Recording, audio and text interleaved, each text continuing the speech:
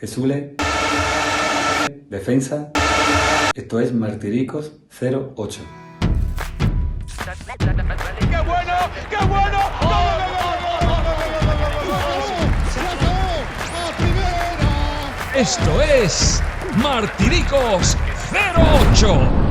A beneficio de Aldeas Infantiles. Un futbolista hecho a sí mismo y uno de los tres únicos que jugaron con el Málaga bajo sus tres denominaciones. A base de tesón y trabajo en el fútbol de barro logró consolidarse como uno de los defensas clásicos del fútbol español a principios de siglo. Nada más y nada menos que 5 ascensos a sus espaldas. Con su Málaga, lo mismo lloró un descenso a tercera que celebró un ascenso a la máxima categoría del fútbol profesional. Buenas tardes, Jesule. ¿Qué tal? ¿Cómo estás? Hola, buenas tardes. Bueno, pues la verdad bueno, primero de verdad te quiero agradecer y te lo digo de corazón, sinceramente, de que haga este tipo de podcast, sobre todo porque para mí es muy importante, sobre todo, el que la gente llegue a comprender lo que puede sentir un futbolista y sobre todo un futbolista como en mi caso fue con el Málaga y lo difícil que es para un futbolista jugar a fútbol. Somos los realmente olvidados. O sea, si te pones a ver como hablábamos antes de jugadores que hace 25 años subieron, el jugador cuando se retira es un cero a la izquierda para todo el mundo. Llega un momento, como digo yo, a niños de 10 años, 15 años ahora no saben quién es Figo, no saben quién es Beckham, no saben quién es jugadores. Entonces, este tipo de cosas te hace, yo creo que para el público, sobre todo para los malaguistas, le hace ver cosas curiosas que pueden pasar dentro de un vestuario y cómo se gestiona una temporada.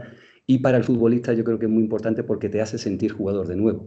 Te hace sentir esa experiencia, te hace sentir bueno, pues que te recuerdan. Y en ese aspecto yo he estado viendo los otros podcasts que ha hecho, yo creo que la verdad que el trabajo es excelente y sobre todo dar esta oportunidad a los jugadores de poder expresar cuando se retiran, expresar lo que han sentido como jugadores. Yo creo que eso es muy importante, sobre todo también para la gente que va a ver los partidos y para los posibles jugadores de fútbol, ¿no? Futuro. Muy bien, Jesús, me alegro mucho que hayas visto los anteriores que hice y que te hayan gustado realmente. La verdad es que sí. Me reí mucho con uno, me reí mucho con el de Sandro, Sí. Le llamamos cortito, cuando hablamos llamamos cortito. Sí. Estuvo gracioso ese, sí. Y le digo, y cuando lo vi, hacía tiempo que no le veía físicamente, y digo, pero si tiene la cara al revés, si tiene la barba abajo y tiene arriba hasta calvo, digo, si le ha puesto la cara al revés, y me reía con él.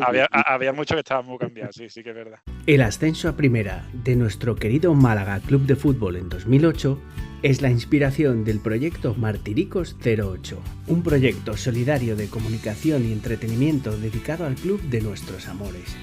Queremos que este proyecto llegue también a quienes más lo necesitan a través de vuestras donaciones económicas que irán destinadas a niños, niñas y familias de Málaga en situación de vulnerabilidad atendidas por Aldeas Infantiles SOS.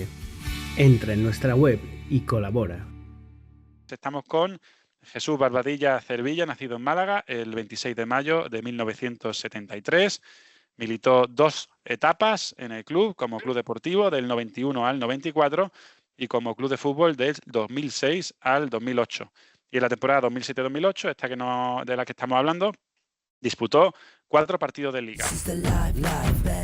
El calentamiento. Colabora Clínicas Mentadental. ¿Dónde vivías y cuántos años tenías en esa temporada 2007-2008? Tenía 35 años, estaba en el final de mi carrera y vivía en Arroyo de la Miel. ¿Qué dorsal tenías esa temporada? El 17.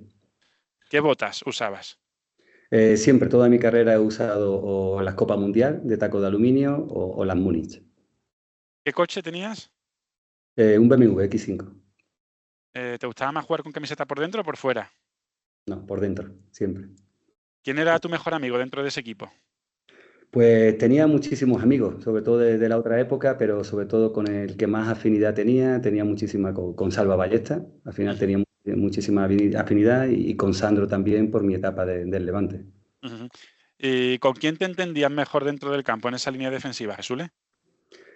Con la línea defensiva siempre me he llevado bien. Yo la verdad que con Wellington me llevaba muy bien, con Elde también, si jugaba Álvaro Silva, con Valcarce, la verdad que bueno, cuando yo siempre he sido un jugador que me adapto, siempre me ha gustado mucho ayudar al compañero. Yo era un jugador rápido, tenía ciertas condiciones, entonces siempre me solía llevar bien con todo. La verdad que en ese año por lo menos había una familia muy bonita.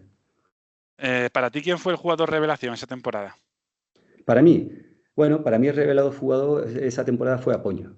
Apoño Ujú. yo creo que pegó un salto de calidad muy grande, que le consolidó como jugador y para mí fue un espectáculo. ¿Un atributo que resaltarías de Muñiz? De Muñiz, ordenado. Muñiz tenía, sobre todo, lo bueno que tenía era que muy ordenado, siempre le gustaba mucho tener en el equipo a nivel táctico muy junto y es el mejor atributo que tenía. Y por último, si pudieras darle un consejo futbolístico al Jesule de esa temporada, ¿cuál se lo daría? ¿Qué consejo le daría ahora mismo? Pues es una cosa que lo he pensado mucho a lo largo de mi carrera y sobre todo cuando me he retirado y yo le diría que hiciera absolutamente lo mismo que hizo. O sea, no me arrepiento de nada de lo que hice a lo largo de mi carrera, al revés, yo creo que lo he disfrutado mucho y creo que incluso he dado más de lo que yo podía. El primer tiempo. Colabora Porras y Serralbo Abogados. Jesule, he visto que desde el momento prácticamente en el que debuta en el primer equipo del Club Deportivo Málaga, año 92, durante toda tu carrera, ha sido importante en todos los equipos en los que tuviste, tanto en Segunda B, Segunda División, en Primera. ¿Qué crees que te hizo contar con tanta confianza por parte de los entrenadores que tuviste? Pues yo creo que lo principal, sobre todo, que siempre he sido un jugador de equipo, ¿no? No he sido un jugador que destacara por nada concretamente, simplemente siempre he dado todo lo que he tenido a lo largo de mi etapa como jugador. Ujú, Tengo una formación muy buena y eso se lo tengo que agradecer a mis padres. Siempre he visto, pues mi padre que siempre ha conseguido todo en la vida a través de la lucha y del sufrimiento y ha sido mi manera de trabajar.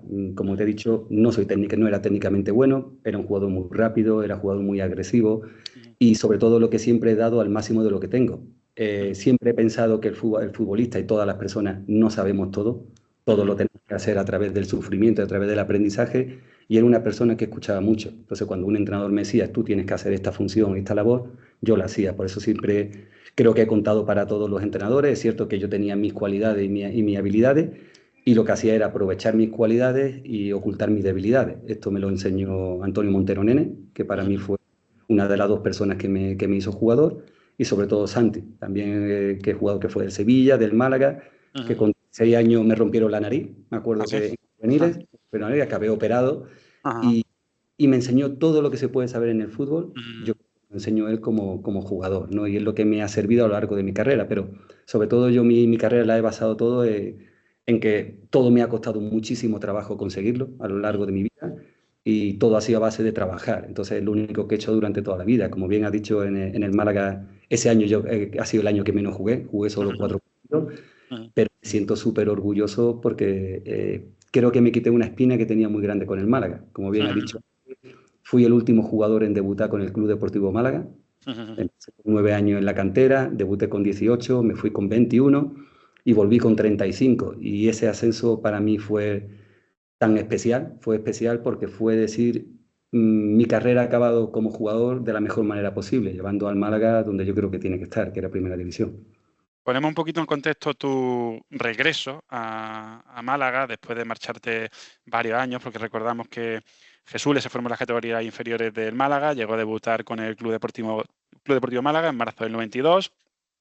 Jugó las 2 temporadas que el Málaga compitió bajo el nombre de Atlético Malagueño y justo antes de la refundación del Atlético Malagueño ya como Málaga Club de Fútbol, en el verano del 94, tú te marchas del equipo. No vuelves hasta el verano de 2006, que firmas por el Málaga, vuelves a tu ciudad a una temporada que resultó ser un poquito dramática según se fueron dando los acontecimientos. Jesús, ¿tú sabías a lo que venías en ese verano de 2006 cuando llegaste al Málaga? Y también cuéntanos un poquito cómo se produce esa vuelta.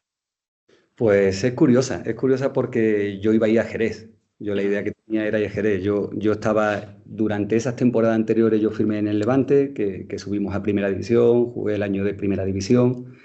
Y justo el segundo año de Primera División renuevo 2 años más. Al siguiente año, en el tercer año, yo tenía 4 años de contrato. En el tercero, a mitad de temporada, me vuelven a renovar ujú, en diciembre y en junio me dicen que no cuentan conmigo. Habíamos ujú. subido a Primera División y la idea que yo tenía, me llamó Manolo Preciado, que en paz Sí. descanse, me llamó Ujú, para ir al Sporting de Gijón, me ujú, llamó Jerez y yo estaba debatiendo entre el Jerez y el Sporting de Gijón. Eran ujú, las opciones que tenía. ujú. Entonces ocurrió una cosa muy curiosa, sobre todo porque, bueno, recibo una llamada de mi representante y me dice, oye, mira, hay una opción que es el Málaga El Levante quiere a Alejandro, que fue el traspaso que se hizo, y a cambio te irías Sandro y tú, o irías a Málaga y bueno, el Levante se encargaría de pagar todo porque el Málaga, su condición económica no está bien, te pagaría tus 2 años de contrato, lo que te resta contrato, simplemente te vas allí y ya está.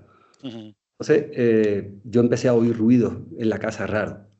Sí, directamente empecé a oír ruidos raros, digo, vale, yo acabo la conversación y me voy a la habitación y veo a mi mujer que está haciendo las maletas. Digo, ¿qué haces? ¿Qué te pasa? Dice, yo me voy a Málaga, yo no sé tú, pero yo me voy a Málaga. Así yo he escuchado la conversación y yo me estoy haciendo ya la maletilla para irme para allá. Es una época porque el Levante me había transmitido pues que había jugado 3 años, los 3 años que había estado en el Levante, 91 partidos, o sea, una media de 30 partidos. Oye, por lo que sea, es lo que dice. Yo siempre he dicho, oye, cuando un club ha contado conmigo, he estado yo contento, pues si un club no cuenta conmigo, pues también tengo que estar contento, tengo que agradecer pues, el esfuerzo que han hecho por mí. Y en ese momento el Levante no quería contar conmigo, se buscaba la opción de cesión, se portaron bien y salió el Málaga. Entonces mi mujer estaba siempre pendiente a todas las llamadas que teníamos. Y claro, cuando ella la opción de Málaga, con una niña que teníamos de 4 años y 6 años, yo me voy a Málaga, yo no sé tú, pero yo me voy a Málaga. Y ya le tuve que decir que no al Jerez, le tuve que decir no al Sporting de Gijón y el Málaga fue donde acabé. ¿Que fue una cesión a Málaga, has dicho, Jesús? No, fue un traspaso. Fue directamente a cambio de Alex Geijo, pero el Levante se hacía cargo del salario que yo tenía, porque el Málaga no podía pagar. Y firmaste por 2 años, ¿no? Y por 2 años firmando. Que fue lo que estuviste en el club. Llegaste para competir, a priori, en el puesto con hombres como Fernando Sanz. Hablamos del año 2006, temporada 2006-2007. Lo que no te imaginaste es que de un día para otro Fernando Sanz iba a cambiar el pantalón corto por el traje, ¿no? Y para ponerse de presidente. Bueno, yo creo que llegué a Málaga porque Fernando Sanz se puso el traje de presidente. Si no, yo creo que fue así. Pero fue un poco después, ¿no? Incluso le quité el número que llevaba él era el 17. Y es un número que yo lo llevaba porque, bueno, era para mí, era simbólico. Fernando Sanz llevaba el 19. El 19 llevaba. ¿El 19? Hostia, entonces, yo quería el 17 porque siempre me gustaba llevar el 17 desde que se cambiaron los números, porque antes los números eran del 1 al 11. En esa época pues ya se empezaba y bueno, yo fue el día que me casé, el 17 de diciembre. Y siempre que iba a un club, oye, me gustaba ese número, ¿no? Un número que siempre he tenido y cuando lo cogí, genial. Y bueno, para la Vuelta a Málaga, pues para mí fue especial. Sabía que iba a ser difícil, yo lo sabía desde un principio. ¿Por qué? Porque cuando eres de una ciudad como la de Málaga, la gente quiera no te van a exigir más. Tú vienes a Málaga y vienes a intentar aportar el máximo, ¿no? Yo sabía lo que podía ofrecer. Tenía ya, en mi último año de carrera, tenía 35 años. Bueno, 34 cuando llegué. Y yo sabía que iba a ser difícil. Sobre todo el Málaga había descendido, de primera a segunda también. Estaba una ley concursal, que con todo lo que eso conlleva. Y se vivieron cosas dramáticas dentro del vestuario, porque yo llegué sabiendo que el Levante me pagaba todo, pero había compañeros que se le debían cantidades de otras temporadas y estaban allí callados, sufriendo. Pero me siento súper orgulloso de verdad de esos 2 años porque pude ayudar el primer año a salvar el equipo, que era lo ideal, y el segundo pues aportar mi experiencia y lo que podía aportar mientras jugara y si no jugaba pues también, ¿no? A nivel colectivo, esa 2006-2007 pudo ser la más difícil que tú has afrontado como futbolista por todo lo que se respiraba dentro del vestuario, por esas situaciones derivadas de la ley concursal y demás. Sí, fue una temporada muy difícil. Yo no había vivido nunca. Después se vivieron esos mismos momentos en el Levante, pero yo ya no estaba por dentro también la ley concursal. Pero claro, tú llegas allí a compañeros que se le deben 3 o 4 años de contrato. A ver, un jugador vive acorde a sus posibilidades como tiene cualquier persona, ¿no?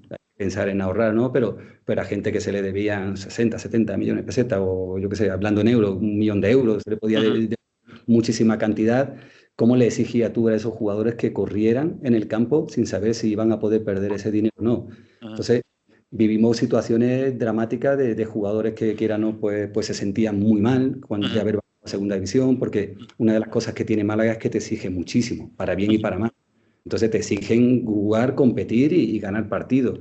Entonces, allí, si no llega a ser por el ambiente que había de grupo anteriormente, como el Chengue Morales, J. Morales, Gato Romero, estos jugadores, Barcarse, Bichurre que llegó, después estaba Arnau, si no llega hasta ese tipo de veteranos, Salva Ballesta, ese tipo de veteranos, y con mi llegada también que uniera todo el vestuario y dijera, oye, vamos a centrarnos, vamos a pensar solo en jugar, ya se resolverá la parte económica. Eso fue la causa de que se pasó uno de los peores años, ¿no? Pero la satisfacción después de poder salvarlo, te da ya una energía nueva como ocurrió al año siguiente, ¿no? Muñiz, obviamente no empezó la temporada, empezó Marco Alonso, que en paz descanse, pero cuando llegó Muñiz sí que contó y mucho contigo, ¿no? Fuiste un hombre de su total confianza en esa temporada. Sí, a ver, cuando yo llegué al Málaga, a ver, yo toda mi etapa, mi ilusión de toda la vida fue ser portero. Pero como ¿sí? portero no me iba a ganar un duro al final. Malo. Pero aparte, las entradas todas las hacía con los 2 pies por delante. Yo entré en el Málaga de portero con 9 años.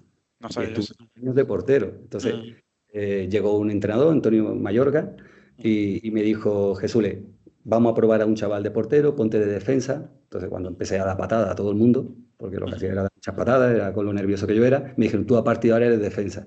Entonces, ¿qué pasa? Yo debuto con el Málaga, hasta el año anterior yo era lateral izquierdo. Con Antonio Montenegro pasó a ser central y a partir de ahí desarrollé toda mi carrera. Pero cuando me dijeron de volver al Málaga, me dijeron con la opción de volver como lateral izquierdo. Sí, dijimos que sí, porque si tenía que jugar lateral izquierdo lo haga. De hecho, con Marco Alonso, los primeros partidos los juego de lateral izquierdo. Cuando llega Muñiz, habla conmigo y me dice, oye, yo te veo de lateral izquierdo cuando te he visto toda la carrera jugando de central. Claro. ¿Tú te sientes más cómodo de central o lateral? Yo me siento más cómodo de central, pero si tengo que jugar lateral o de portero, voy a hacer.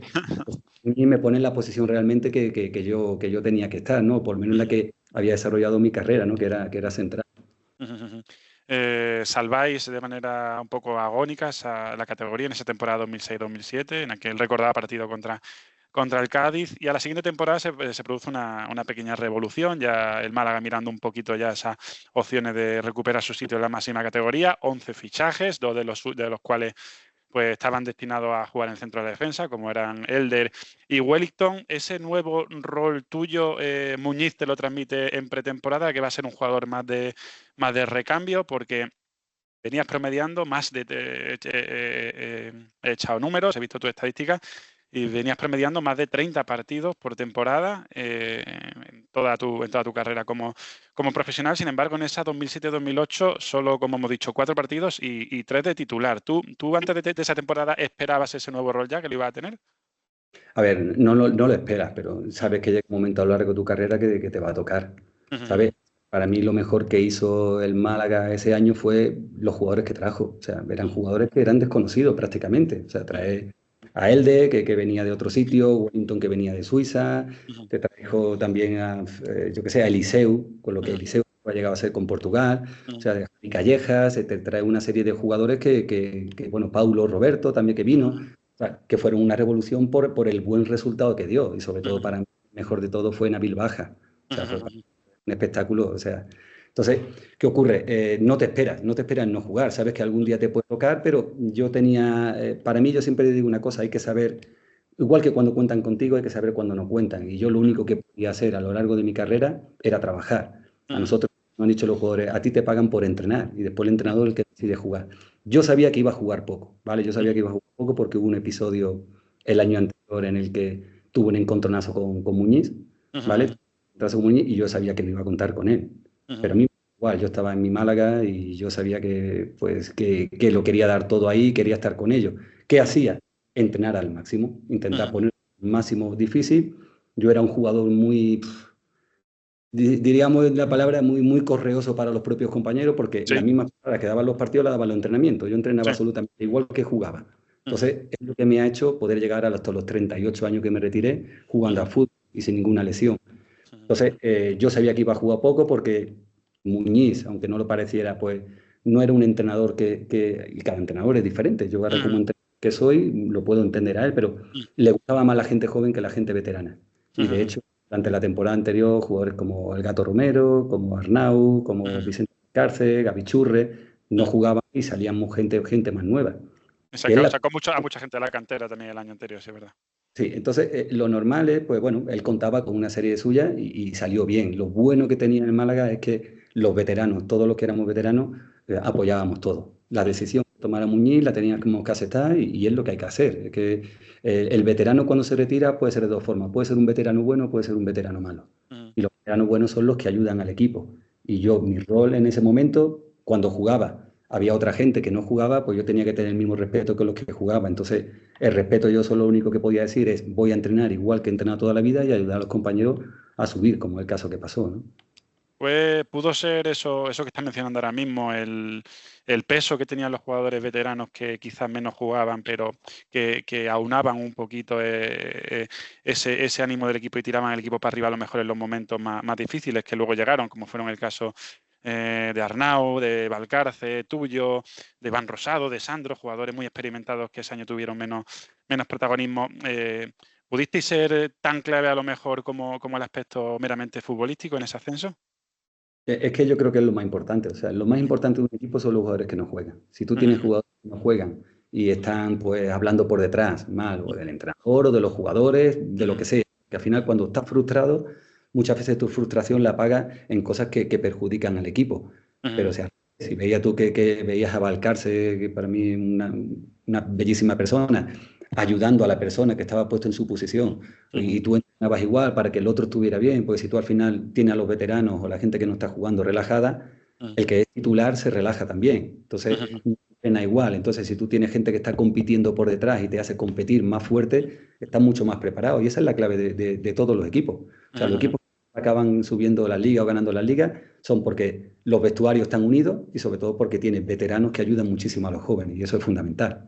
Y eso es lo que ocurrió en el Málaga. ¿Por qué? Porque era una obligación propia que tenían cada uno con sí mismo por lo que el Málaga le había dado durante tantos años, como Valcarce, Arnauta, estos jugadores, y sobre todo los que veníamos también, que éramos de Málaga, pues muchísimo más, ¿no? ¿Qué queremos? Que el Málaga esté bien, y si yo no tengo que jugar, al revés. Yo era partícipe de lo que ocurrió después, el subir. Y eso es lo que a mí me ha hecho tener un final de mi carrera, pues para mí satisfactorio totalmente, ¿no? El poder retirarme en mi casa, aunque después jugué 2 años más a otro nivel, y poder subir con el Málaga, pues la ilusión que tenía yo desde que empecé con 9 años en el Málaga, ¿no? Poder debutar con ellos, poder jugar con ellos y vivir ese ascenso como lo viví. De hecho, en el ascenso me coloqué delante del autobús y dije, aquí voy a disfrutarlo. Y lo voy a disfrutar totalmente porque enano.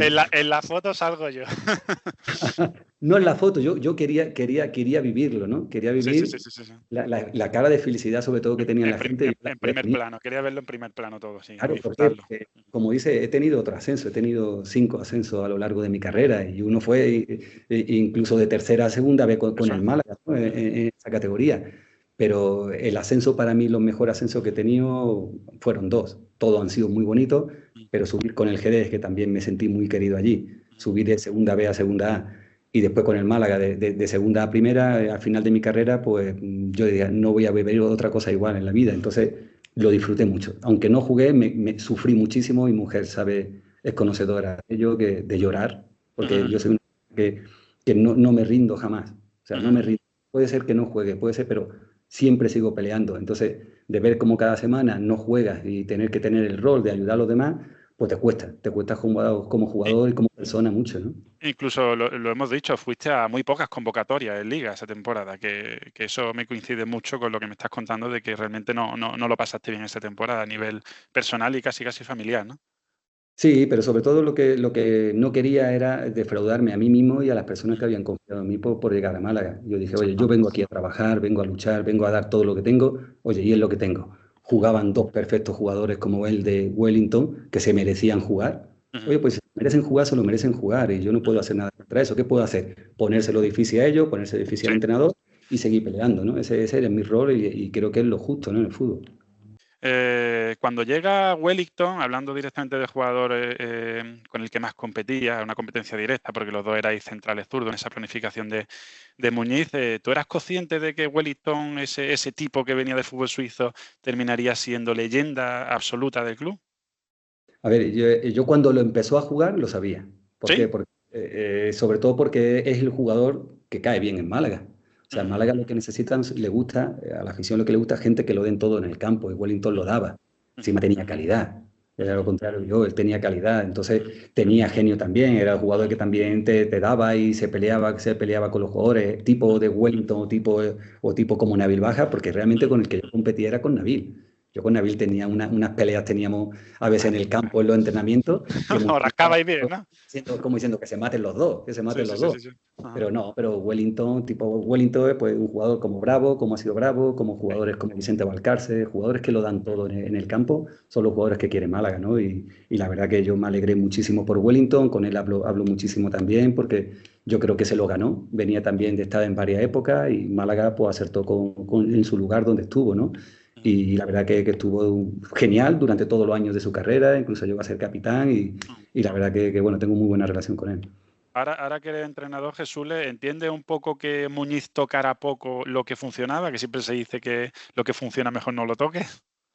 A ver, en el fútbol todo vale. Todo vale. Yo he vivido de todo, he vivido desde rotaciones como te hacía Manolo Preciado, Sí. de jugar una Copa Rey pues, con el Barcelona y llegar al día a la semana siguiente y decirte, oye, jugamos en el Nou Camp, jugaste tú este partido y le toca a otro, dices tú. Ajá. Pero no juega el que mejor esté o no juega tal. A Mourinho en el Sporting esas rotaciones de Preciado no le gustaban, ¿te acuerdas? Sí. Entonces lo que ocurre es que todo lo que haga en el fútbol que salga y tenga resultado Sí. es válido. Es válido. O sea, no hay una varita mágica en la que yo he vivido lo contrario. He vivido un entrenador que te cogía y decía, yo cuento con estos 11 jugadores y a estos 11 los pongo a hacer rondo. Lo he vivido a nivel profesional. Y eso te destruye un vestuario.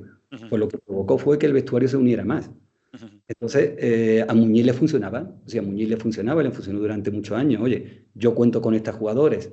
Y después, pues, ¿pero qué ocurre? Ocurrió un poco lo que pasó al final. A nosotros nos pasó con el Jerez. Nosotros en el Jerez, en segunda división con Schuster, ocurría lo mismo. Contaba simplemente con 12 jugadores y cuando llegó a final de temporada los jugadores estábamos muy cansados y cuando quieren meter a jugadores nuevos, pues no estaban en la forma física y no acabamos subiendo. Necesitábamos de los últimos 6 partidos 3 puntos y conseguimos 2 para subir. Sí. Nos quedaba un punto. Y con el Málaga pasó lo mismo al final. El Málaga empezamos muy bien. Yo cuando ganamos los primeros 7 partidos de Liga, Sí. era imposible que no subiéramos. Cuando un equipo gana los primeros 7 partidos de Liga, es muy difícil que no suba.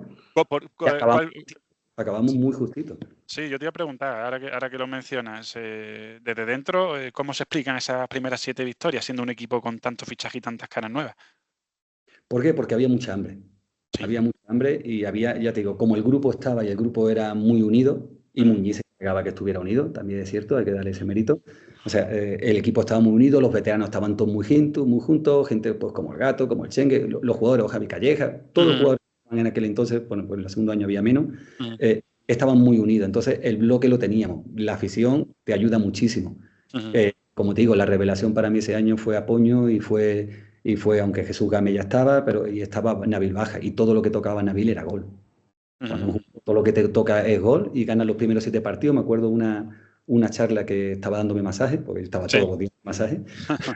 Estaba Torrontegui, y me dice, oye Jesús, ¿tú que tienes experiencia? ¿Tú crees que este año subimos? Y le dije, si no subimos ganando los primeros 7 partidos, sería un desastre. Porque no hay ningún equipo que no haya ganado los primeros 7 partidos y no suba. O sea, saca una media de 21 puntos en 7 partidos. Si prácticamente para subir necesitas 33 en la primera vuelta. Que te faltan 12 puntos para edad, digo, es muy difícil, ¿no? Sobre todo por la dinámica que llevaba el equipo, ¿no? Me ha llamado la atención que has mencionado ya 2 o 3 veces a Baja. ¿Te sorprendió tanto Baja? ¿Qué fue lo que más te sorprendió de él? Sí, sobre todo porque me lo pasé muy bien con él. Sí. O sea, la competición mío era los jueves. Yo competía los jueves contra Nabil, lo marcaba él cuando nos enfrentábamos. Oye, y me gustaba porque era el tipo de delantero que te pegaba. O sea, no solo los centrales pegan, los delanteros a veces pegan, como tipo Salva Ballesta, este tipo de jugador.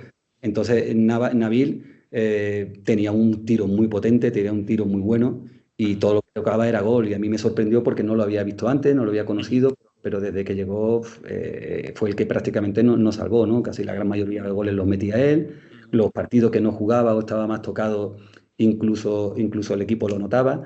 Y para mí fue clave, fue muy importante, ¿no? Y como yo lo calentaba todos los jueves, pues los domingos lo hacía mejor. Metido fue el segundo máximo goleador después de Antonio Hidalgo, que hizo 14, Baja hizo 10. Jesús, ¿tú cómo recuerdas sobre todo? Se empezó muy bien la temporada, pero en el último tercio de liga, como estábamos comentando, vinieron las vacas flacas, ¿no? Concretamente con 3 derrotas consecutivas en casa, que hicieron mucho daño. y que incluso dejaron el Málaga en una posición en la que no dependía de sí mismo para subir casi al final. Derrotas contra la Real Sociedad, el Nastic y el Hércules, ese recordado 4-6 en casa. ¿Cómo veíais a Muñiz en esos momentos? Y los ánimos de vestuario, ¿cómo estaban? A ver, Muñiz hacía su trabajo, ¿no? El problema estaba que, como bien has dicho antes, cuando cuentas solos con 11 jugadores, las plantillas que suelen subir son las plantillas más largas, las plantillas más compensadas, las plantillas que al final tienes que manejar eso, ¿no? Oye, Muñiz tenía su razón y le salió, subió y perfecto, ¿no? Yo creo que el hombre hizo pues, lo que realmente sabía, pero eso condiciona mucho, sobre todo la condición física de los jugadores, porque tarde o temprano te llegan tarjetas, te llegan lesiones, y si tienes jugadores que no entrenan, o sea, que aunque por muy bien que tú entrenes, te cuesta mucho trabajo coger la forma física de competición, ¿no? Entonces, también es cierto que en la segunda vuelta los equipos al principio les sorprende, después de la segunda vuelta todo el mundo te conoce, los equipos, no es lo mismo luchar al principio con equipos que, bueno, son puntos que vas ganando, pero la necesidad hace mucho y te enfrentas a equipos que están en zona baja de la tabla, que tienen que ganar. O sea, todo se ajustó mucho más. La segunda vuelta siempre son mucho más complicadas. Y para mí ocurrieron dos cosas. Una, pues que el equipo estaba cansado porque llegaba con las fuerzas ya justas al final de liga. La gente que estábamos por detrás, pues que no habíamos jugado tanto, pues no podíamos aportar porque en cierto modo no podía jugar. Y bueno, es una situación normal y típica, o sea, no puedes empezar una liga arrasando y acabarla arrasando, no suele ocurrir casi nunca, ¿no? Y yo creo que el problema que tuvo el equipo fue que había jugadores ya que llegaban muy cansados a final de temporada, llegaban muy justo y, oye, y pudimos ir gestionando la renta y subir, ¿no?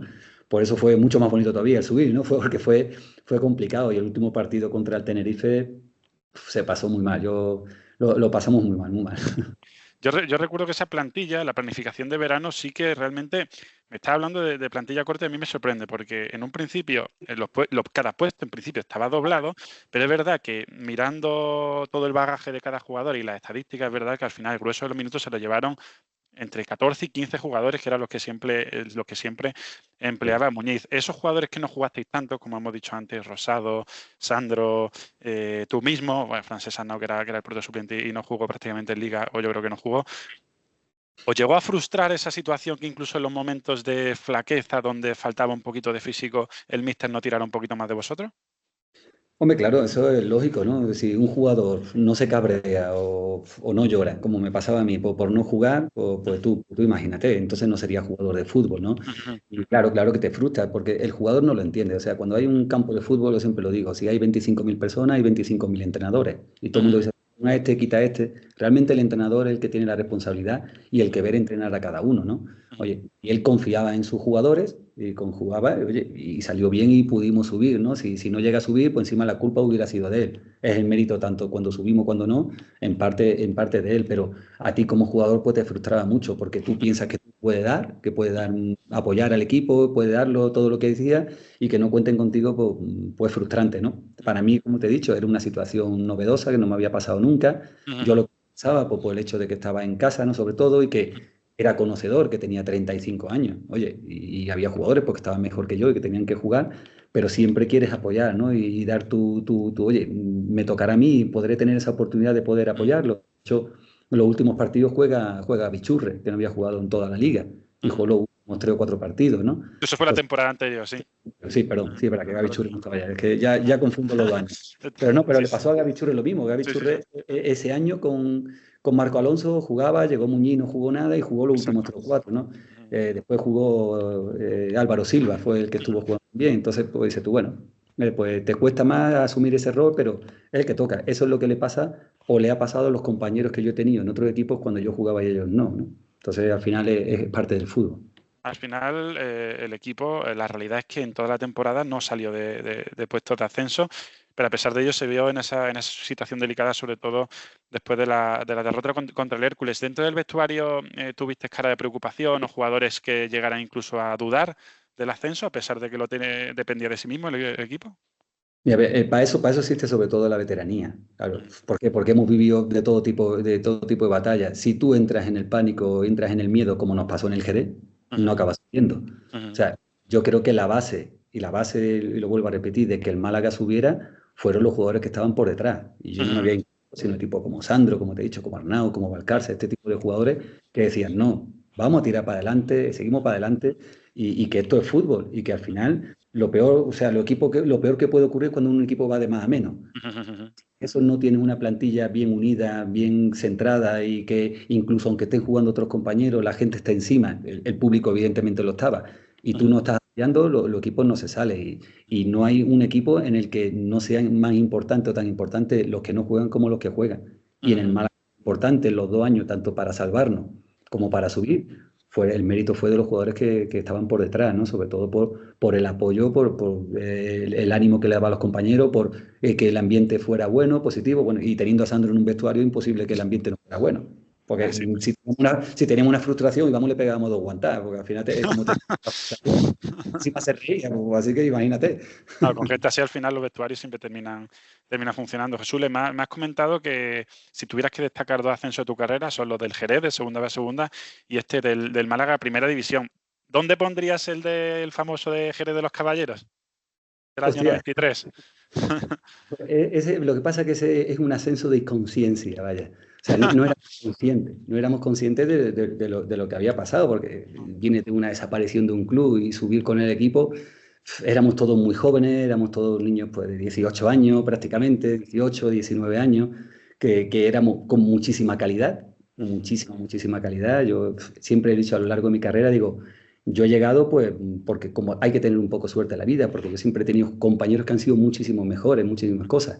A lo mejor he sido el más constante o lo que sea, pero ese ascenso fue, estuvimos en una encerrona total, que acabamos con todas las lunas de los cristales rotos, incluso hubo alfileres en el campo de fútbol a Basti que le pinchaban con alfileres, hubo de todo, oye, y el equipo ganó, pero fue un ascenso que no te lo esperas, eres joven, te crees que eres bueno y que tú vas a ganar todos los partidos y que eso va a ser lo normal a lo largo de tu vida, subir categorías y bueno, y el fútbol es todo lo contrario, pero ahí lo bueno fue que había muchísima calidad en los jugadores, había jugadores también veteranos, como Jaime, como Burgo, había algunos jugadores, y ahí subimos por calidad. Ahí no subimos sino porque la gestión del grupo era buena, por Fernando Rosa, que para mí un magnífico entrenador y sobre todo entrenador de cantera, y subimos, y fue un ascenso muy bonito porque llegar a Málaga después y encontrarnos el espectáculo que nos encontramos, es como si fuera sido como cuando subimos a primera, ¿no? La verdad que fue precioso, ¿no?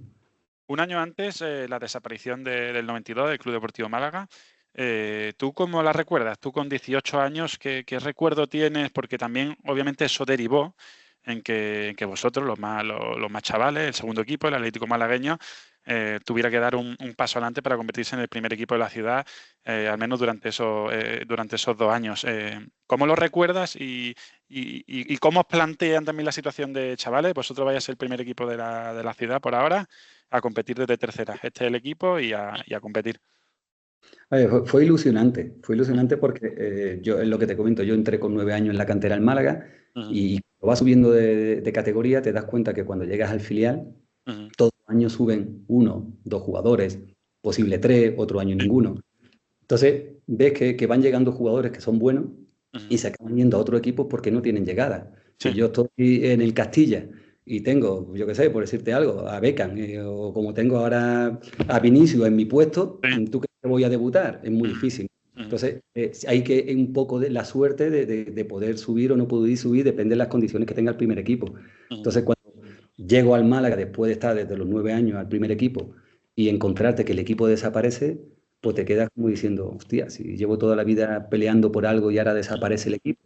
Entonces, me acuerdo que hubo una transición en la que cogió Antonio Montero el equipo y dijeron, oye, bueno, el año anterior estaba Fernando Rosa, después Antonio Montero, oye, sois vosotros los encargados, el Málaga, habéis quedado como primer equipo, la suerte que el malagueño tenía otro nombre diferente y no lo arrastró la desaparición y teníamos la responsabilidad. Es lo que te digo, una responsabilidad de la que no eres consciente de lo que tienes detrás, si te piensas ahora como veterano, o sea, la responsabilidad que teníamos en aquel entonces, pero bueno, era un equipo que éramos muy buenos, ganábamos todos los partidos por 3-0, 4-0, la Rosaleda siempre estaba llena, y entonces está ilusionado, ¿no? Pero la responsabilidad como tal no eres consciente. Si la tienes esa responsabilidad, lo mismo empiezas a dudar. Y yo creo que era un poco inconsciente a la hora de jugar. Teníamos nuestras habilidades, las usábamos bien, pero bueno, lo mejor en ese año para mí fue la gestión de Fernando Rosa, que nos mantenía siempre un poco en línea y bueno, y acabamos subiendo, ¿no? Y la verdad que fue una satisfacción también. ¿Se puede decir que tu primera pareja de baile en el centro de la defensa, siendo ya profesional, fue Bravo, ¿no? Que luego fue leyenda y capitán del Málaga. Sí, es que con Bravo he coincidido hasta en la cantera con él Claro. también, ¿no? Y de hecho, cuando el año que he debutado en tercera división con el Málaga, el primer partido de Liga no lo juego porque lo juega Bravo. Lo juego, en este caso, con la mala suerte que tuvo de que se rompió el peroné en una jugada en el primer partido de Liga. A partir de ahí empiezo yo a entrar y ya no salgo en todo el año, ¿no? Pues digo que en el fútbol a veces hay que tener suerte también. Me supo muy mal, sobre todo por Bravo en aquel entonces, porque, claro, sustituir a un jugador que se ha lesionado, pues no es agradable también, ¿no? Tú quieres ganarlo directamente, pero bueno, yo sabía que Bravo, desde que era un tipo parecido a Wellington, yo sabía que Bravo, de hecho, estando en el Málaga, iba a estar toda la vida. De hecho, yo sinceramente pienso que yo no me debería haber ido nunca del Málaga. Yo me fui por las circunstancias que sea, porque yo lo he dicho siempre, soy un equipo de club, encima jugaba en el equipo de mi ciudad, pero bueno, con 21 años, el año que bajamos de segunda B a tercera, me llama el Español, entonces por Camacho, el club necesitaba dinero, le pagaron muy poco dinero, Sí. o sea, Pagaron un traspaso por sí, ti, ¿no? pagaron el traspaso, que en aquel entonces eran 2,5 millones de pesetas, Sí, más pero bueno. otros 2,5 que me debían a mí porque no me habían pagado ni un mes. No habían Para cobrado ni- para un equipo que estaba en horas bajas, que justo se había refundado también, porque fue el verano del 94, cuando ya se refunda como Málaga Club de Fútbol, ahí se produce ya tu salida a Cataluña, al Español, para jugar en el filial, ¿no? A ver, yo iba para el primer equipo. Yo el ¿Ah, sí? contrato que tenía un contrato con el primer equipo. De hecho, tuve que ir ante una prueba previa, Sí. que ahí le quiero agradecer mucho pues, a la directiva que había entonces, y sobre todo a Ricardo Albi, que era el director deportivo. Me hicieron ir a Barcelona, me hicieron jugar un partido, quizá con el jugador que yo he admirado toda mi vida, que era con Gordillo. ¿Ah, sí? Había ascendido ese año el Español a primera división y había ascendido el Betis y jugaron un partido amistoso. Entonces me quisieron ver en ese partido. Que de hecho, digo, joder, era mi ídolo y le pegué una patada que no vea a Gordillo, ¿sabes? Que lo curioso de ese partido es que le doy una patada a Gordillo y el público empieza a insultarme, empieza a decirme ¿Ah, sí? cosas. Y digo, pero si estamos en el campo del Español. Pero, ¿qué va? Había más béticos en el campo que españolistas. Que gente del Español, sí. Bueno, tuve que perdonar la cantidad que me debía al club, que habíamos cobrado un mes de los 10 meses nada más, porque la situación económica no era buena. Pues perdoné todo para poder irme y aparte recibir una cantidad al Español, ¿no? Y esa fue mi salida del Málaga. El descanso. Colabora Copa Lima Cerrajería. ¿Qué prefieres, campero o espeto? Respeto. ¿Cuál es tu rincón favorito de Málaga? El Ricón, el centro de Málaga. ¿Algún hobby que hayas descubierto desde tu retirada? ¿Algún hobby? Fútbol. O sea, me he hecho entrenador porque quería seguir en el fútbol. ¿Cuánto echas de menos ser futbolista de 0 a 10? Si hubiera una cantidad más del 10, más del 10. Ajá. Sueño cada día o muchas noches sueño que juego a fútbol. Ujú. Las 3 personas de fútbol más determinantes de tu carrera. Antonio Montero Nene, Santi y mi mujer. ¿Un referente futbolístico de juventud en tu posición? En mi posición, yo siempre he admirado muchísimo a Gordillo. Sin decir cuál, ¿te arrepientes de alguna decisión deportiva de tu carrera? No, ninguna. Okay. ¿Estadio favorito en el que hayas jugado pero que no haya sido el tuyo? Hombre, diría que el Bernabéu por espectacular, pero a mí me impresionó mucho el campo de Atlético de Bilbao, San Mamés. Si fueras ojeador, ¿cómo te describirías a ti mismo en tu mejor versión futbolista? Futbolista de equipo, futbolista necesario de equipo. El segundo tiempo. Colabora Futnando Catering y Eventos. ¿De qué barrio de Málaga sale Jesús? Pues nací en calle Guindaleta, que estaba justo entre el Torcal y San Carlos. ¿Y a la cantera del Málaga cómo llegas? Pues con 8 años empecé a jugar con el Dos Hermanas y a los 9 años entré de portero en el Málaga cuando se creó la cantera. Ajá. ¿Y del primer equipo del Málaga en esa época, del Club Deportivo Málaga, en quién te fijabas? ¿Cuál era tu referencia?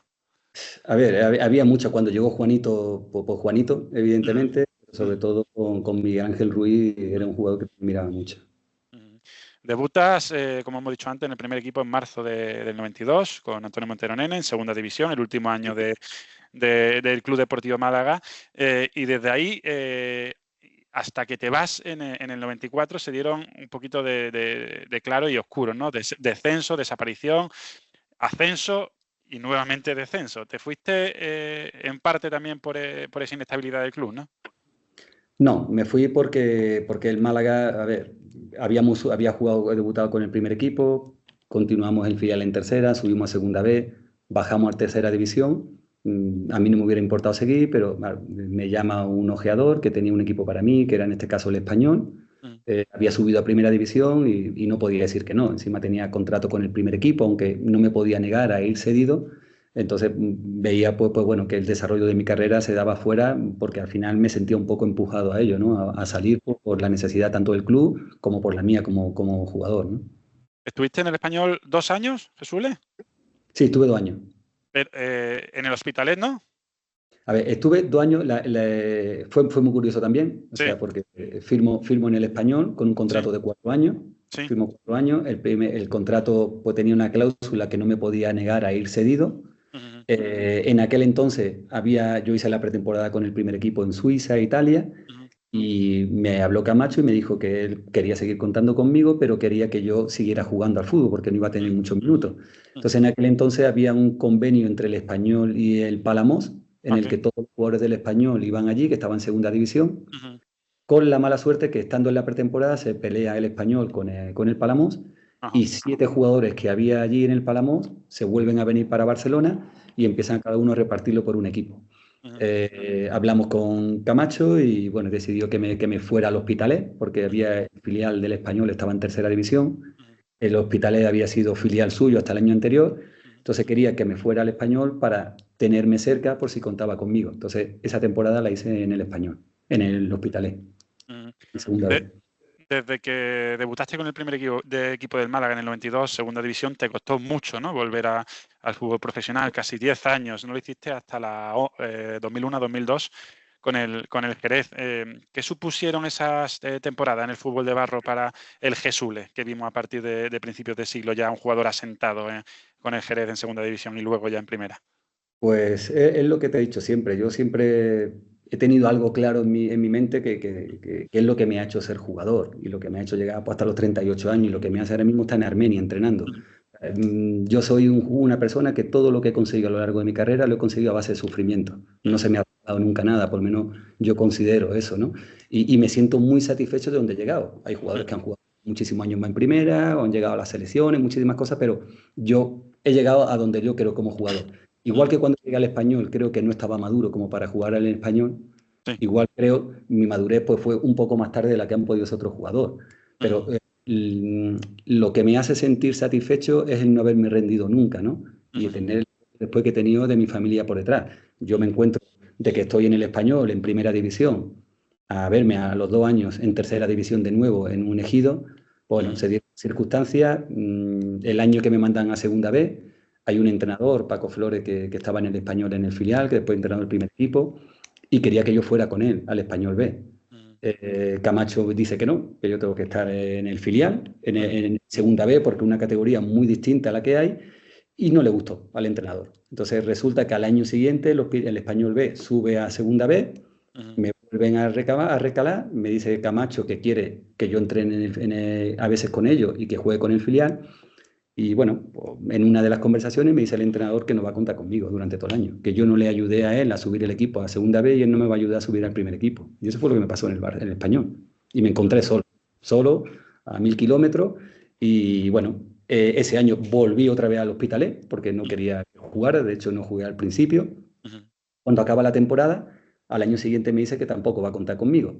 Tuve una llamada del entrenador que entonces iba a estar en el Málaga, me dijo que quería que rescindiera para poder irme al Málaga, rescindí, perdonando los 2 años que tenía contrato, pensando que iba a firmar en el Málaga y acabé elegido al final porque se me cerraron todas las puertas. Y te encuentras... Burgueña, ¿no? No, era Cayuela. Era Cayuela, vale.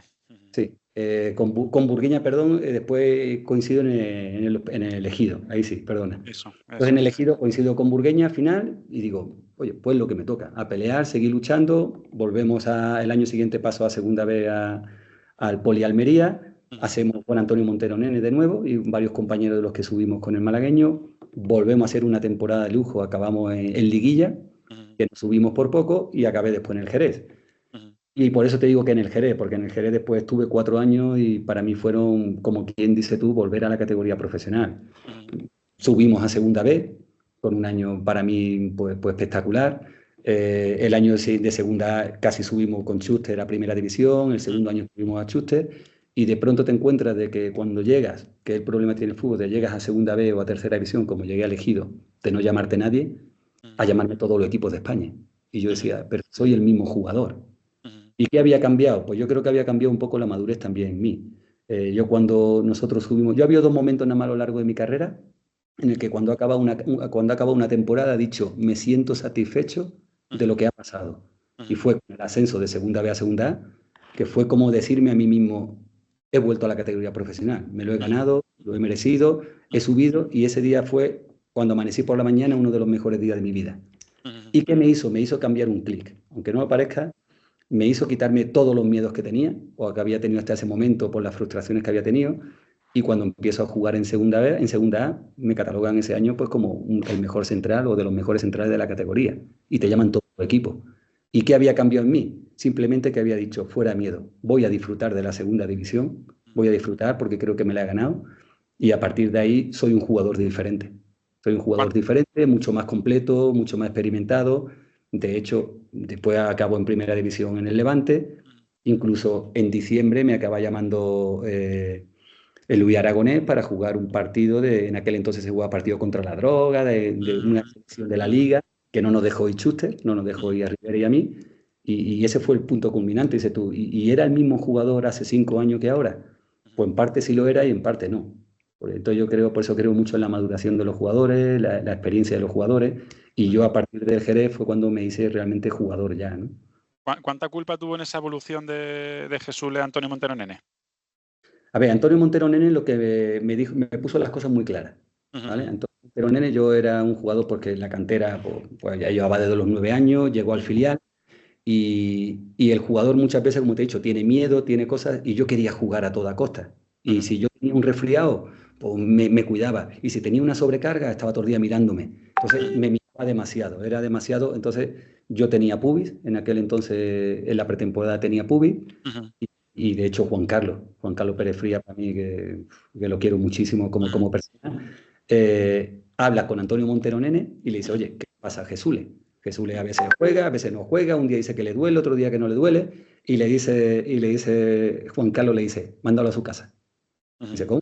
Que lo mande a su casa, que es un jugador que se está todo el rato mirando y un jugador tiene que jugar con dolor.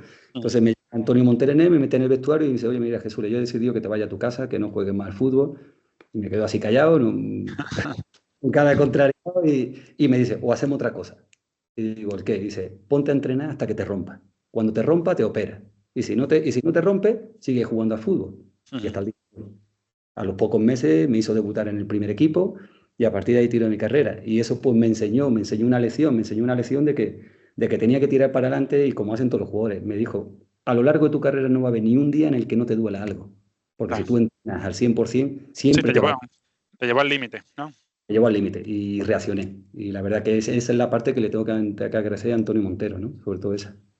En Jerez o en Cádiz, se puede decir que el partido del año allí siempre es el derbi, ¿no? El Cádiz-Jerez, que he visto que coincidisteis las 2 primeras temporadas, en Segunda B con el Cádiz, pero no ganaste ninguno, no tuviste esa suerte. ¿Cómo era este ambiente? ¿Cómo se vive desde dentro ese derbi? Bueno, pues se vive que si no ganas te matan allí. O sea, o te matan al equipo que va o te matan cuando llegas a casa. Sí. La verdad que son derbis, son bonitos. Al final son un derbi de afición. Pero es que hay algo muy curioso. El primer año que llego, yo tenía conocimiento de lo que era un Cádiz-Jerez. Sí. Pero yo llego el primer partido por mi ficha, porque tuve un problema en el Polideportivo Almería, en el que no se sabía si tenía contrato o no, y estuvo una serie de partidos que no pude jugar hasta que ya hubo un comité y dijo que era jugador del Jerez. Y entonces el primer partido de Liga o el segundo, no me acuerdo qué, jugamos en Cádiz. Y no se me ocurre otra cosa que sentarme en la grada. Buah. como jugador del Jerez, sentarme en la grada. Y digo, vaya, porque la gente del Cádiz no sabía quién era. Si llegan a saber quién era, te No, matan allí. no tenía chándal ni nada, claro, iba de No, paisano. no, pasando. Yo me senté allí en la grada y yo cuando vi esa agresividad contra los jugadores, que era una agresividad tonta, porque que te digan, ¡ay, idiota! Tal, digo, al final el jugador ni lo oye, ¿no? Pero me senté en la grada y me di cuenta de lo que era eso. Después cuando jugamos ciertos partidos, porque para mí no es bueno, ni no será bueno nunca, las aficiones peleándose, una agresividad, pero si cuando empezaba la liga había 2 puntos. Si tú ganabas al Cádiz y la temporada te salía mal, no había problema. Pero como perdiera el Cádiz y subiera, casi no estaba bien. Entonces, esa es la rivalidad que... Era el termómetro de la temporada, ¿no? Para medir el rendimiento del equipo. Si se ganaba o no el derbi. Preferían ganar el subir. Exacto. En ese Jerez, estaba viendo las plantillas de esas temporadas, tenía nombres ya que yo he reconocido, que luego muchos llegaron incluso a Primera División. Antonio, Mendoza, Viqueira, Julio Pineda, Francis, fueron jugadores que a la postre se establecieron como jugadores en Primera División. Mena, Cachorro, Vicente Moreno. Todo eso fue un poco la base, ¿no? de ese ascenso en 2001 a Segunda División. Y cuando se produce ese ascenso y os dice, mira, que el entrenador que vais a tener es un tal Ben Schuster. ¿Cómo os tomáis esa noticia y sobre todo cómo es el primer encuentro con él, siendo un campeón de Europa con Alemania? Bueno, Schuster es que era, para la gente de mi edad, de esa época, era un ídolo. Claro. Porque jugaba en el Barcelona, había jugado en el Madrid y llega el primer día y tú decías, hostia, es alemán. Ajá. Y llega el primer día allí como alemán, tenía cosas, porque tenía a veces unos puntos raros. Yo hablo mucho con él a veces, pero tiene unos puntos raros en la cabeza. Es un poco alemán andaluz, ¿no? Sí. Él es alemán y de vez en cuando se ríe. Sí, exacto. Cosa que los alemanes no lo hacen, de vez en cuando se ríe, pero a veces tenía puntos graciosos, y otras veces de pronto había días, nosotros cuando llegaba encima me tocaba ser capitán, yo era el capitán de Jerez, y claro, y teníamos una regla, pues lo típico, ¿no? Cuando un jugador llega tarde, pues lo acaba multando, pero si el entrenador llega tarde es doble, y al que le tocaba recaudar la multa era a mí. Era más agarrado, madre mía. Le costaba pagar las multas, ¿no? Por llegar tarde. Le decía, mister, que tienes multa. Joder, Jesús, siempre con las multas, no sé qué. Digo, ¿qué quiere? ¿Que me maten en el vestuario? Tienes multa. Y había otras veces que llegaba con la cara cambiada y decía, tú, mejor no le digo nada. O sea, Chuste lo que tenía era... A mí me hizo el fútbol totalmente de una manera diferente. Yo creo que fue lo que hizo la explosión que tuve como jugador, la tuve allí, con el Jerez. Primero porque me liberó mucho.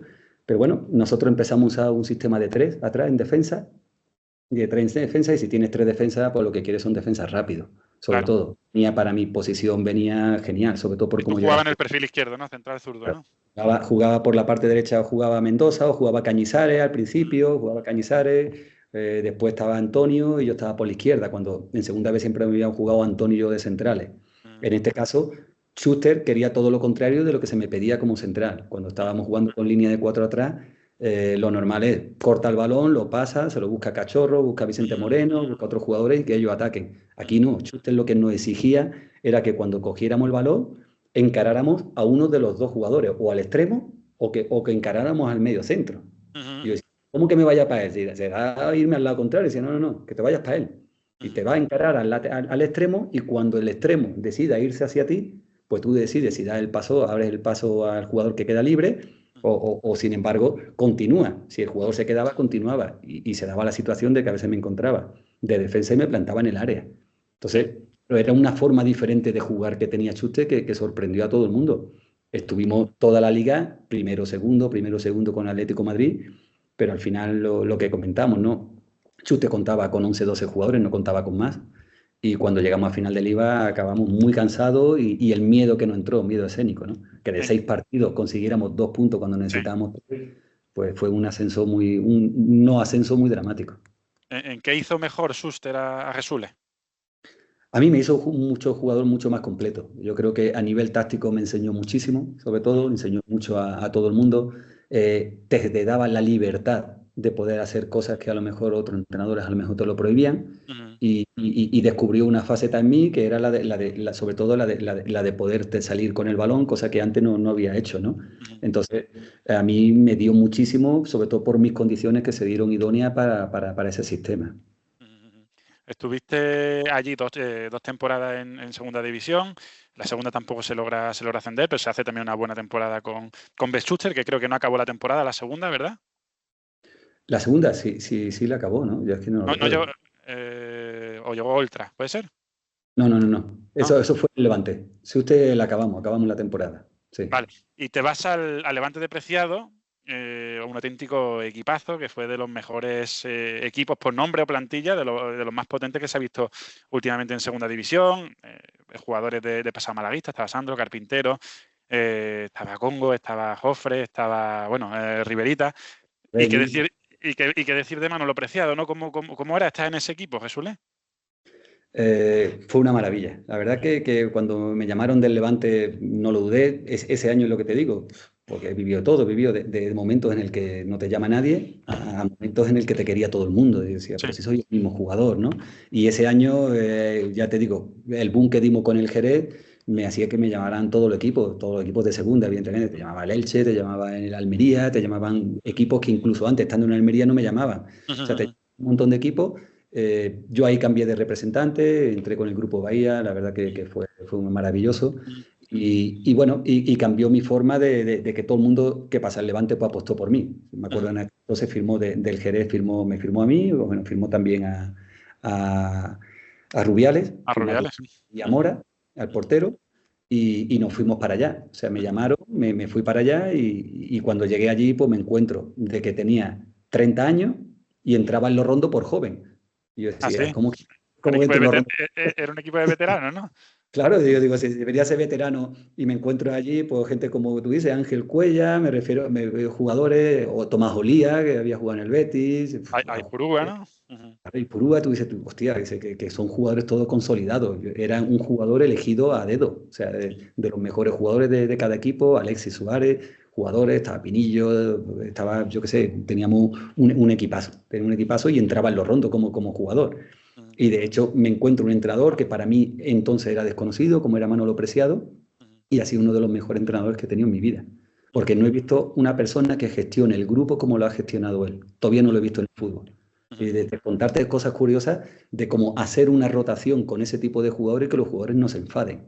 Ahí le es un veterano que va a hacer una rotación y que tú ahora pasas de jugar a un equipo a que no va a jugar en el Bernabéu, no va a jugar porque le toca jugar a otro jugador. Esos jugadores no lo llevan muy bien. Y con jugadores tan veteranos. Yo cuando llegué decía, como aquí vayan las cosas mal, aquí va a haber tiro. Va a haber tiro porque encima no éramos un grupo que viniéramos, sino éramos todos nuevos, 14, 15 jugadores los que llegábamos. Oye, pero la gente eran muy profesionales, los jugadores todos eran veteranos pero profesionales, cada uno sabía lo que tenía. Prácticamente jugábamos sin entrenador. ¿Qué hacía Manolo Preciado? Manolo Preciado lo único que hacía era llevar la gestión. De hecho, te cuento algo curioso y que, bueno, lo normal, pues muchas veces los jueves, los jugadores, es el día, si alguien tiene que salir, aunque sea a tomarse algo con un compañero, salir con su mujer, lo solían hacer los jueves.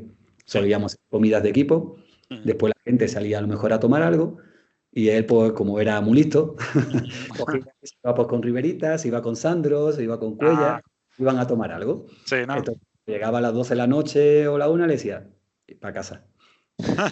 Los controlaba. Se iba con ellos, pero también salía con ellos para en contraprestación los controlaba. Para controlarlo, porque todo el mundo sabemos lo que tenemos que hacer y no había ningún jugador que estuviera a las 4 o las 5 de la mañana por ahí, porque si eres profesional y estás en ese nivel es porque de aquí eres listo, si no, no lo haces. Entonces, pero él que hacía, oye, sé dónde ha estado, sé si ha bebido algo o no, te vas a la casa y al día siguiente entrenamos. ¿Qué pasa al día siguiente? Esos que salieron eran los que estaban en primera carrera tirando del grupo. ¿Por qué? Porque llegaba Manolo Preciado y te decía, tú ahora como el primero a pringar aquí. Entonces, la gestión del grupo fue maravillosa. Llevar ese grupo de jugadores como lo llevó. De hecho, cuando ascendimos y dicen que Manolo Preciado no continúa, yo creo que para mí fue un error. Y mira que después el entrenador que vino fue Bernardo Schuster. Pero yo creo que se mereció totalmente estar en ese equipo y bueno, no fue así, fue decisión de la directiva y de hecho fue el motivo por el que después cuando yo me pensé muchísimo en irme con él a Gijón, porque sabía el entrenador que donde iba contaba totalmente conmigo. De hecho, me puso un mote. Sí, ¿cuál? Me llamaba La Sombra, me llamaba. La sombra. Me llamaba La Sombra y decía que era La Sombra porque decía, oye, de pronto va el balón por una banda y no hay nadie, de pronto apareces tú y Apareces tú cortas de el la balón. nada. Por Sí, la sí, sí. velocidad que tenía, ¿no? Sobre todo. Y entonces, pues bueno, me puso ese mote como a tanto otro y estamos todo el día riéndonos con él. La verdad que hacía que el grupo, cuando pasamos malos momentos, fueran agradables y eso lo he aprendido de él. La gestión de él, a nivel táctico con Bernardo Chuste, de cada entrenador siempre aprendes algo, incluso de lo que no hay que hacer, también lo aprendes. Pero con Manolo Preciado como persona era un 10 y como entrenador igual. Ascendéis a primera y, como dice, llega Schuster y viendo un poquito el seguimiento de esa temporada, os pasa algo parecido también a lo que os pasó en Jerez, ¿no? Porque Sí. echando cuenta, estabais 11 puntos por encima del descenso a falta de 7 jornadas para el final de liga y termináis bajando. Es que fue increíble. Y aparte, en la primera mitad de liga estuvisteis coqueteando con puestos de Europa también. Sí, hubo una jornada que jugamos contra el Atlético de Bilbao, el Atleti, y que fue el único gol que he marcado en primera división, que lo Sí. marqué ahí. Encima fue justo la semana después de nacer mi segunda hija. Y habitualmente yo, al ser rápido, pues bueno, siempre me dejaban atrás en el centro del campo.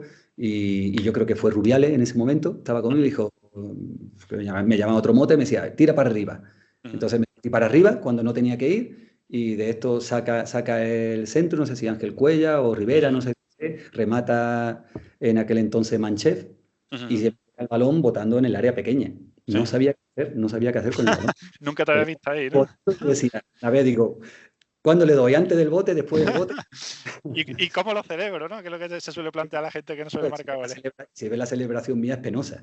Entonces, cojo y golpeo el balón de tal manera que estando en el área pequeña casi la saco por encima del larguero. Pegó por la parte debajo del larguero hacia la red. Sí. Hacia la red. Porque no sabía, que no sabía rematar, no he metido un gol en mi vida, pues imagínate en primera división. Y ese día nos ponemos en puesto de Champions, nos metemos en puesto de Champions. Pero a lo que te refería es el problema que tenía Schuster entonces, que después lo corrigió. Pero el problema que teníamos en el Jerez era que contaba con 11 jugadores o 12 jugadores. Y cuando llegamos al Levante era lo mismo. Entonces, cuando el equipo avanzaba y llegaba al cansancio, cuando tenías que tirar de otros jugadores, pues el equipo no estaba compensado igualmente. Entonces llegó muy cansado igual y como tú dices, nos pasó en el Jerez, que faltando 6 partidos no subimos, en el otro acabamos bajando. Después, como todo entrenador, aprendemos, porque eran los primeros años de Chuste como entrenador, y ya pasa al Getafe, ahí le sale bien y acaba en el Madrid y acaba ganando la Liga, ¿no? Te despides del Levante con un nuevo ascenso a primera, porque hemos dicho que ese año bajabais, al año siguiente con Mané volvisteis a subir, te despides del Levante en el año 2006 y ya es cuando firmas por el Málaga, de eso ya hemos hablado. Entre Jerez y Levante compartiste vestuario ahí con el expresidente de la Federación, Luis Rubiales. Entiendo que será alguien cercano a ti y de hecho fuiste su director deportivo, vicepresidente en AFPE. Para ti, personalmente, ¿cómo ha sido verlo durante tantos meses en las portadas de los periódicos por las razones que todos sabemos? A ver, pues que creo que no se lo merece. No se merece el seguimiento que ha seguido Sayé, que comete un error, evidentemente eso lo sabe todo el mundo, que pues, no tuvo que hacer lo que pasó, pero para mí yo lo quiero como un hermano. Y es que muchas veces lo hemos hablado. Yo coincidí con él en Jerez, en él, después estuvimos 2 años juntos, en el Levante estuvimos 3, después hemos 11 años trabajando en AFE. Es una bellísima persona. Una bellísima persona, lo que pasa es que por su semblante, por su cara, por su manera de ser, pues de cara cuando habla ante los medios es muy serio, muy seco, y no cae bien, pero después es lo que digo, yo muchas veces cuando hablo con él digo, sé que tienes tus puntos débiles, cuáles son tus puntos fuertes, y yo te quiero como amigo por cómo eres, no por las cosas buenas, ni solo por digo, te tengo que querer para las malas y las buenas. Yo cuando quiero una persona lo quiero tal y como es esa persona y habrá cosas que no me gustan y cosas que sí. Pero yo creo que el esfuerzo que él ha hecho fue muy grande, tanto de la Asociación de Futbolistas la llevamos a un nivel que es insuperable. De hecho, ahora mismo los jugadores están hablando de huelga otra vez porque no se están haciendo bien cosas. Pero bueno, eso es otro tema y no quiero entrar.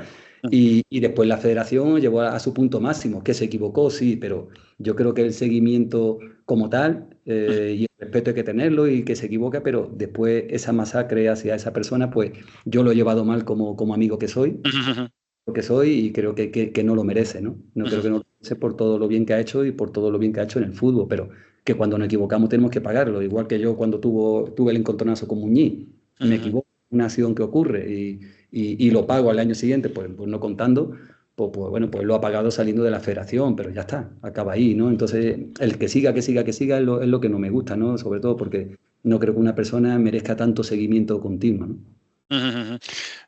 Jesús, le llegamos ya al final de tu trayectoria tras ascender con el Málaga en el año 2008 a Primera. Tienes un par de episodios, cada uno de una temporada. En el Mérida, donde no hacéis mala temporada, pero finalmente tenéis un descenso administrativo. Y en Estepona, en Segunda B, con Procopio, ¿no? Estaba por allí también Cataña, recién ascendido a Segunda B, ya con 35, 36 años, pero de 38. nuevo, ¿38? 38, me retiro ya con 38. Pues tú estuviste un año en cada equipo, ¿no? En Mérida y en Estepona, ¿no? Mira, yo cuando acabo en el Málaga, mi mujer, claro, nosotros, pues mi mujer me acompaña, nos casamos con 21 años. Yo me fui al Español, nos casamos con 21 años y bueno, y es el apoyo que he tenido siempre, ¿no? Si he sido jugador, ha sido por ella también, sobre todo por la continuidad que me ha dado. ¿Qué pasa? Cuando estamos en el Levante, tenemos ya las 2 niñas, tengo 2 hijas, pues ya una que tiene 4, en aquel momento tenían 2 y 4 años, Sí. llegamos a Málaga. Y cuando tienen 6 años o 4 años, 6 años y 8 años, le decimos, nos la tenemos que llevar a Mérida. ¿Qué ocurre? Mi mujer me dice, retírate. Finaliza tu carrera bien. Oye, estamos aquí en Málaga. Estaban con sus primos. ¿Y qué ocurre? Yo dije, venga, me retiro. Yo me retiraba ese año, yo digo, me retiro. Veo la pretemporada, ¿qué pasa? Yo me retiré con 38 y jamás he tenido una lesión, jamás. Sí, eso te iba a decir. Salvo la rotura que tuve en la nariz, no había tenido ninguna lesión. Entonces, yo me sentía todavía jugador de fútbol que creía que podía dar. Yo, para mí, acabé físicamente estaba bien. De hecho, como entrenaba siempre al máximo, estaba en situación. Y cuando empieza a pasar la pretemporada, le digo que no al Salamanca, le digo que no a Las Palmas, le digo que no a algunos equipos. Y cuando faltaban 2 días para empezar la liga, mi mujer decía que no me aguantaba más. No, ya, dice, si te sale un equipo, vete porque es que no vamos a acabar divorciando. Me llama en ese momento el Mérida y acabo en el Mérida. Acabo en el Mérida de un día para otro, o sea, me daba igual todo, me daba igual el dinero, me daba todo, yo lo que quería era jugar. Bueno. Y de hecho coincido con algunos jugadores veteranos allí también y hacemos una temporada en la que llegamos sin hacer pretemporada ni nada y acabamos casi en liguilla. Íbamos de más, pero porque no habíamos hecho una temporada en condiciones. Ese año lo pasan muy mal, mi mujer y las niñas, porque de hecho a los futbolistas quien acaba retirando no son los niños, son los hijos. Sí, es verdad. Tú no puedes estar cambiando un niño de colegio cada año. Entonces, claro, pasarlo de Valencia, si me hubiera ido a Gijón hubiera sido diferente, pero al irme a Málaga, estar con su familia, con los amigos, con nuevos, llevártelo de raíz ahí. Lo pasaron muy mal y yo como padre pues lo pasé mal y me sentía egoísta de estar en esa situación. Al año siguiente me vuelvo a Estepona, me salgo por de Estepona para ya retirarme y yo pues lo acepto. Hicimos una temporada también que nos acabamos salvando y ese año fue cuando ya lo tenía tan claro que me retiraba. Ocurrió en diciembre. Ocurrió en diciembre porque jugábamos contra el Betis B, el último partido de la primera vuelta, y jugábamos contra chavales porque tenían 18 años, claro, un filial, y yo tenía 38 para cumplir 38. Sí. Y era veterano, me acuerdo un balón frontal totalmente que venía hacia mí, yo veía un delantero corriendo lateral hacia mí, salto, yo siempre saltaba con los brazos en alto, los dejaba fijos para protegerme, que eso lo aprendí a partir de que me rompió la nariz, y el jugador chocó contra mí, del árbitro no pitó nada, porque no había ninguna acción, él chocó contra mí, y a mí me sorprendió, en aquel entonces me sorprendió, claro, de enfrentarte a Nabil Baja, o a otro Salva Ballesta, a enfrentarte a un jugador de 18 años, pues yo dije, qué raro, digo, ni se ha quejado, no ha dicho nada, miré hacia el suelo, y el chaval estaba mirándose con la mano en la boca, y por si tenía sangre, le digo, ¿estás bien? Y me dice, sí, estoy bien. Le digo, venga, anda, levanta. Y ese día llegué a mi casa y le digo a mi mujer, este año me retiro. Dice, ¿por qué? Digo, porque ya no me divierte el fútbol. Sí. Digo, estoy jugando a fútbol con niños que podían ser mi hijo y ya siento que mi época ha pasado, no me divierte ya. A mí me gustaba la lucha de delantero, de defensa y yo veía que ya con ellos el fútbol era diferente, estaba cambiando. Sí, que los códigos del fútbol estaban cambiando, sí, exactamente. Sí. Ya no comulgabas tú mucho con esos nuevos códigos. Te retiras tras ese año en Estepona y te vas a AFE y luego estuviste allí varios años y luego es cuando te viene la época de entrenador, si no me equivoco, Vélez, en Benamiel, Alaurino, Conil, Huetor Tájar y ahora en Armenia, en un equipo de la segunda división, el Andranik, ¿se dice así? Sí, Andranik, sí es. Sí. Bueno, ¿prefieres los despachos y el traje o el chándal y el banquillo, Jesús? Pues por eso estoy entrenando. sea, Sí, yo, ¿no? cuando llegué a AFE me llamó un día Rubiales, estando en el Estepona, y me dice, oye, mira, dice, hay problemas, en aquel entonces había muchos impagos en el fútbol, había 72 millones de euros de concursos acreedores, todos los clubes estaban en concursos acreedores, jugadores que estaban perdiendo dinero, jugadores... Ese fue el motivo por el que impulsó una serie de jugadores que dijeron, oye, vamos a entrar en AFE. Él me lo ofreció, yo le dije que no me gustaba mucho la idea, lo único que me satisfacía la idea era de poder ayudar al jugador. ¿Por qué? Yo a lo largo de mi carrera no todo ha sido bonito. O sea, nosotros cuando subimos con el Jerez de segunda B a segunda A, habíamos cobrado un mes solo. Es el mes de agosto y demás todo el año sin cobrar nada. Sí. Y los problemas que eso conlleva a la gente que está viviendo fuera, su familia, tiene que pedirle dinero a Jerez. Entonces, a lo largo de mi carrera he sufrido muchos impagos también. Sí. Desde el concurso acreedor del Levante, después de todo, ¿no? El único sitio donde cobré fue en el Español, creo yo. Y entonces, claro, eso fue lo que me impulsó a entrar, pero nunca me ha gustado. O sea, yo me sentía, quería oler el césped por la mañana, quería entrenar. De hecho, cuando estaba de directo deportivo, pues siempre iba a visitar los equipos. Cuando llegaba a los vestuarios, le daba charla a los jugadores, es lo que me hacía sentir vivo. Y tenía muy buen sueldo, no lo tengo que negar, tenía muy buen sueldo, pero yo decía, es que quiero entrenar. Es que yo quiero entrenar. Digo, ¿por qué? Porque era lo único que me acercaba más a estar en el campo de fútbol. Yo se lo digo muchas veces a todo el mundo. Yo empecé con 9 años a entrenar y me retiro con 38. Tengo ahora 51. Es que de todo lo que ha pasado de AFE, de todos los años de entrenamiento y tal, solo llevo ni la mitad de lo que he estado como jugador. O sea, soy jugador de fútbol y lo seré toda la vida.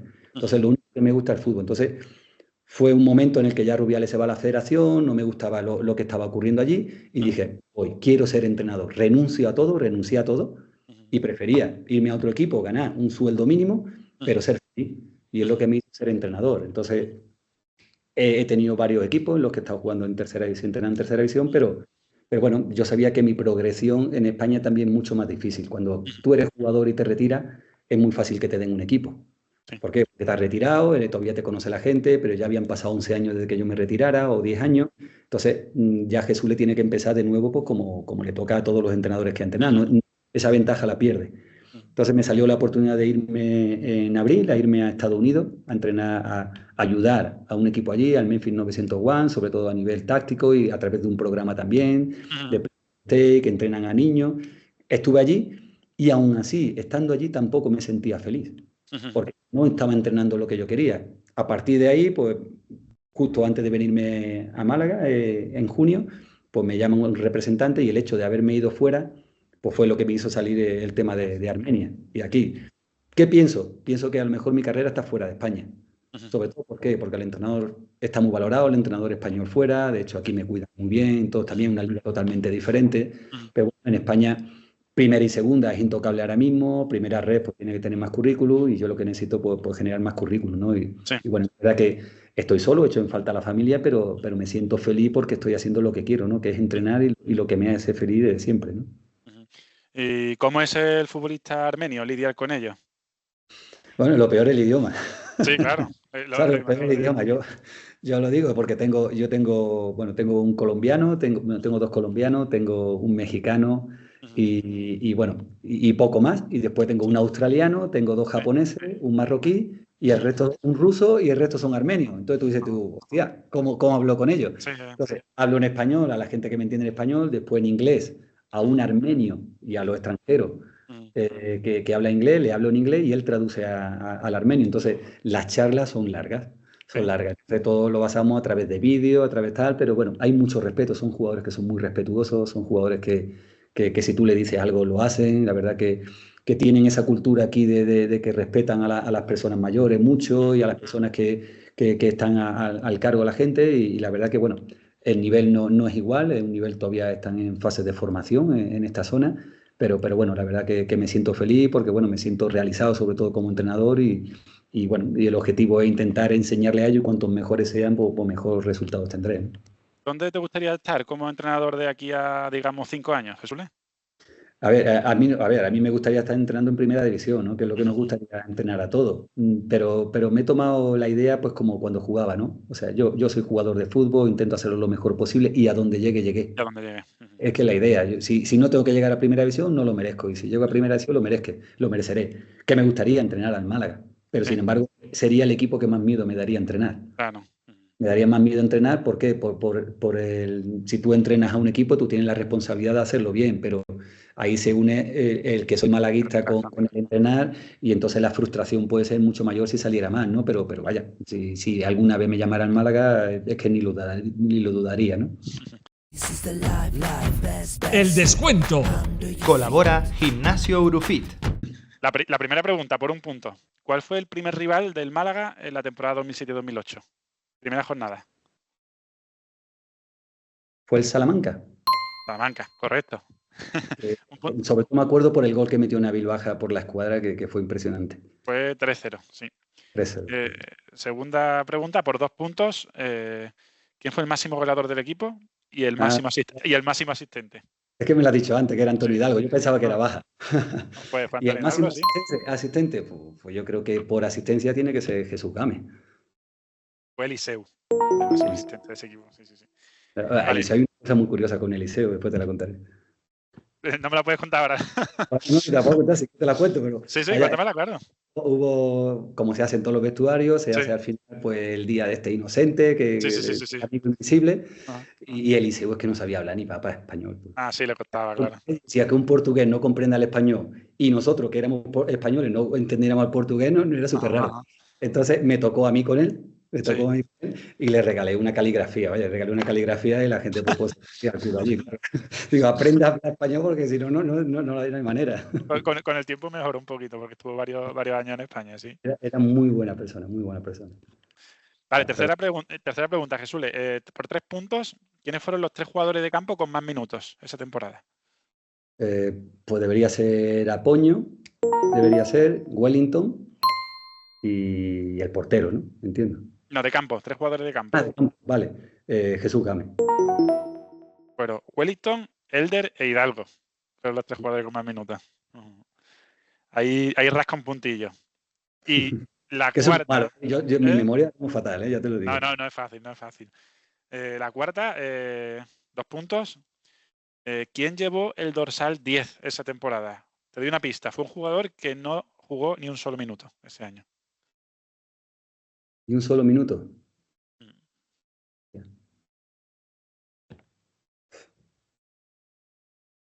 No lo sé, que iba complicado, si digo la verdad, no lo sé. Fue Esteban Stosic, que era serbio. Hostia, Stosic, es verdad. Se fue en el mercado invernal cedido al Racing de Ferrol. Tengo un problema y es real, ¿eh? Yo incluso compañeros con los que he jugado después con los años ni me acordaba de ellos. Yo digo, veremos a ver si yo tengo otro problema, pero soy un desastre de la memoria. A mí me pasaba que incluso jugaba partidos y estaba marcando un delantero, y cuando acababa el partido yo lo veo por la calle y no sabía quién era, no lo miraba ni a la cara. Sí, yo era así, ¿Te metías tanto? Metido en lo mío, y si pues tenía que hacer una entrada la hacía, pero de verdad no llegaba a mirar nunca al jugador, era así. Vale, dentro de esa misma pregunta, Stosic se marchó en el mercado invernal cedido y llegó... Era Pablo Roberto, pero después he pensado, digo, alguna jugó, Pablo Roberto jugó. Por Stosic llegó un fichaje fantasma que entrenó con vosotros, pero el club no lo pudo inscribir, el transfer no le llegó nunca y se fue del club. Lo presentaron y se tuvo que ir. ¿Te acuerdas de su nombre? Sí, es verdad. Yo pensaba que iba a ser Molinero, pero Molinero no es. No. Es verdad, no me acuerdo, pero no me acuerdo ni del jugador, ¿eh? Era portugués. Sí, te creo. Thiago Gómez. Hostia, Thiago Gómez. Es que ni me acuerdo de él, es que todo eso te digo, es que ni me acuerdo, ¿eh? Thiago Gómez, que después hizo algunos años de buen rendimiento en España, en el Hércules. Mi mujer se enfada conmigo y dice, pero tú no te puedes acordar de esta cosa. No me acuerdo, tío, es que no me acuerdo. Vale, y la última.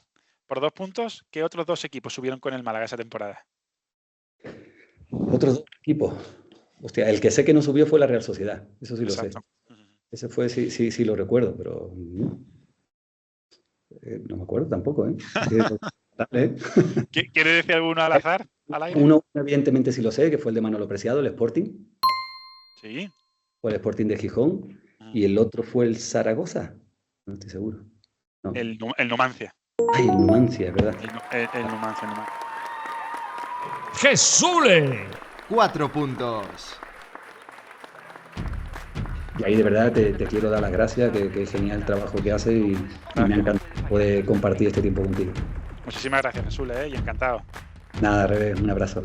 Que vaya todo muy bien. Chao, chao, chao.